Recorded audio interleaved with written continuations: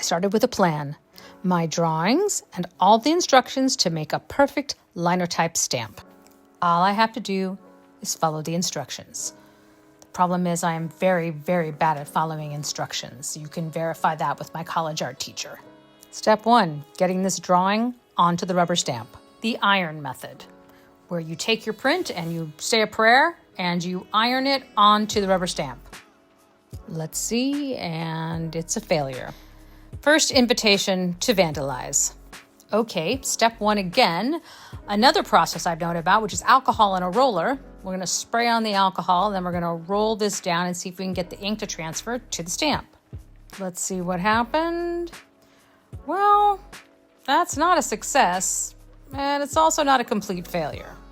When the method fails, you either quit or you vandalize. I probably missed something in the instructions, so let's chuck those out and let's Frankenstein the 2 failed attempts together to see if that works. Failing isn't the problem, it's the foundation to true art. I looked at this blurry, ghostly mess and I saw a canvas. Maybe I've never been good at coloring inside the lines for a reason. Maybe it's not a flaw, maybe it's my method. Let the process break and then vandalize it. Sounds like a good time to me.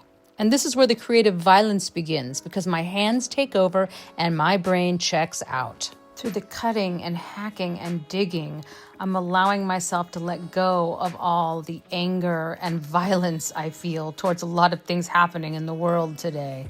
What I love about this transformation of energy is that I'm taking all those bad, negative feelings and I'm turning them into art and I'm letting them live through this rubber stamp. And this is just one of the reasons why art is protest. So make that art, put your feelings into it, and transform those negative emotions into something beautiful. First ink.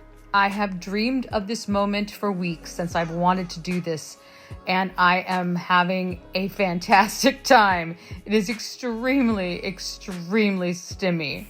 I know I'm gonna love the printmaking process going forward. And now the satisfying moment of the first print. This crazy, chaotic fight with rubber and ink has been a fantastic experience, and I cannot wait to do it again. If you've gotten this far, thank you, and please leave a black heart in the comments so I know that you're here. If you love the idea of the beautifully broken, we'd love to have you in community here with us. Please subscribe, because there's more sacred vandalism to come. Love ya.